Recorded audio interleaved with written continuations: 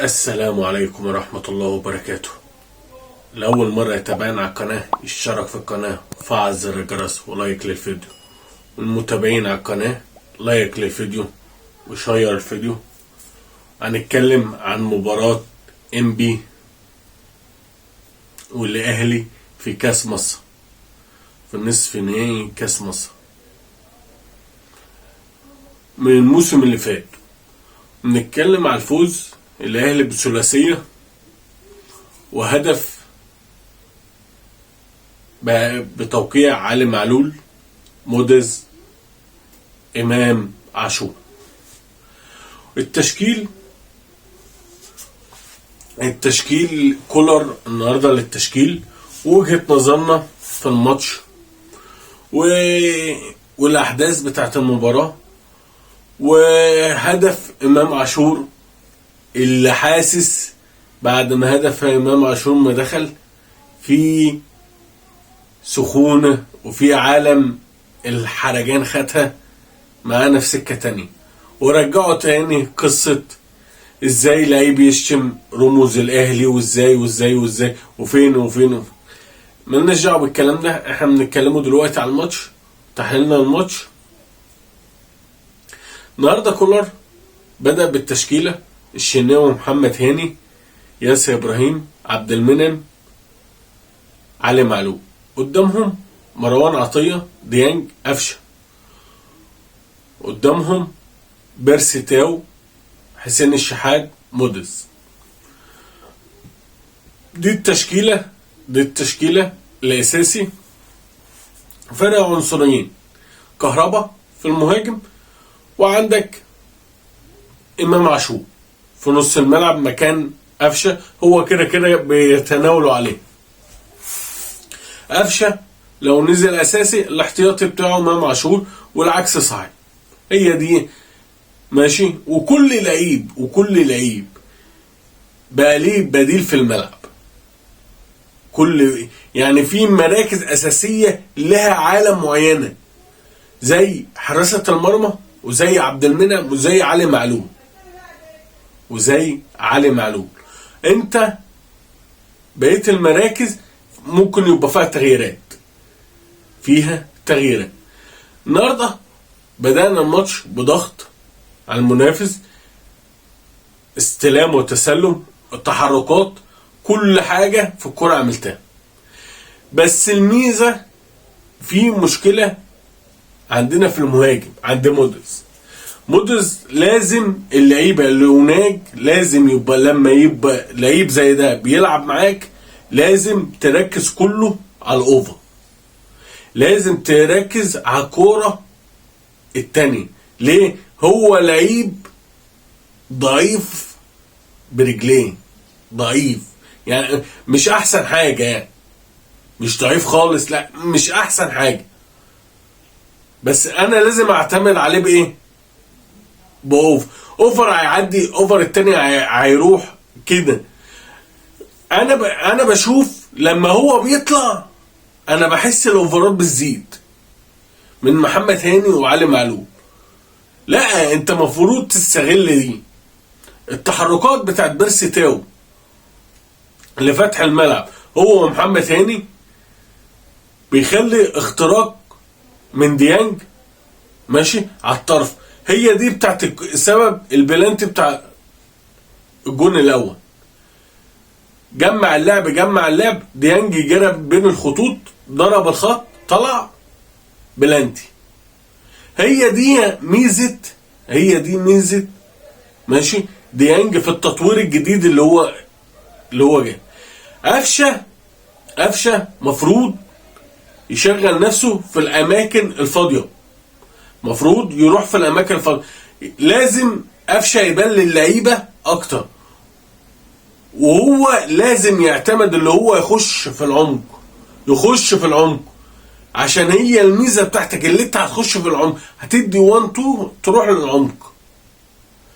حسين الشحات نفس الحركه برضه هيتعمل مع حسين الشحات، يجمع اللعب مجدي قفشه وحسين الشحات وعلي معلول. دخل حسين الشحات بس عدى بين واحد، اتزحلق في الكره التانية، فيها شبه ضربة جزاء، بس هو الحكم المخرج ما عادهاش تاني. بعد كده بقيت تجمع اللعب لحد ما الشوط الاول خلص 1-0. الشوط الثاني بدأت بنفس الضغط السريع، بسرعة بسرعة بسرعة، لحد ما جت هجمة لقفشة عطاها لموديز. موديز اتعامل معاها تنها خبطة في المدافع وتنها داخلة. ده الجون الثاني. بعد كده بدأ التغييرات، نزل كريستو مكان بيرسي تاو، وحسين الشحات طلع، ونزل امام عاشور. حصل لخبطه، قعدت 10 دقايق 15 دقيقه في لخبطه، لحد انت ما عدلت نفسك وعدلت ملعبك تاني، لما نزلت طاهر ونزلت كهربا ونزلت كوكا، عدلت الملعب تاني. بدأت اللي انت تعدل الملعب تاني. بعد كده عدلت لما عدلت الملعب بقيت تلعب الكوره اللي انت كنت بتلعبها من الشوط الاول واول الشوط التاني.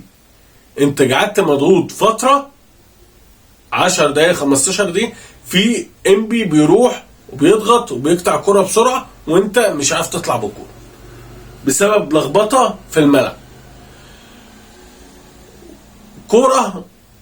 كوره علي معلول لطاهر، طاهر تاني لعلي معلول، اوفر من علي معلول اتقطعت، نزلت لامام عاشور، امام عاشور نزل عدى من التاني وتنو ايه في الجول. هي دي ميزه امام عاشور، هو بتاع اللقطه. احنا كان ينقصنا اللعيب الشويط اللي هو يجي من تحت على طول. هي دي الميزه. امام عاشور وموديز الواحد فرحان لهم اللي هم جابوا جوان ماشي، بس هي حرجان جامد بجون امام عاشور.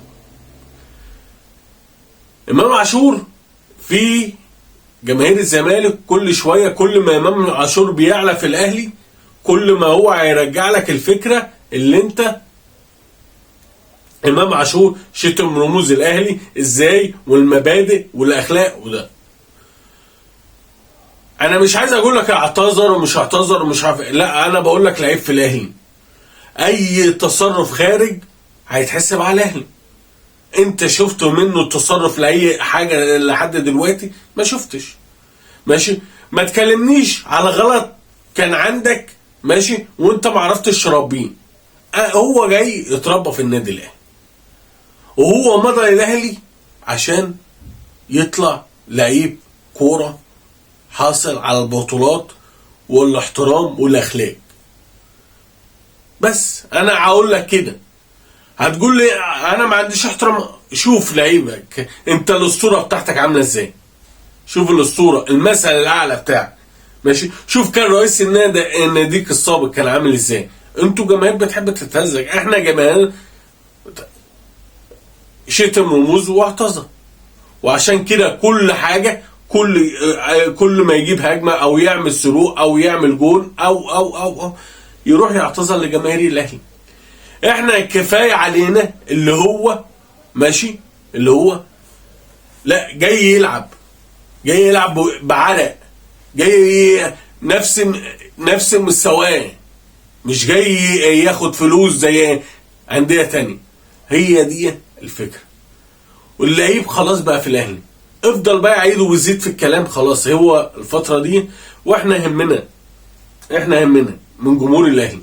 خلاص اللعيب احنا كنا بنهاجم الصفقه، دلوقتي لعيب في الاهلي وجند من جنود الاهلي. خلاص احنا هندافع عنه في الصح وفي الروح اللي بيعملها في الفرق. بس اشكر كل جمهور الاهلي، ويا ريت الدعم في القناه، واشكركم والف مبروك لكل جمهور الاهلي واللعيبه ومجلس الاداره، واشكركم والسلام عليكم ورحمه الله وبركاته.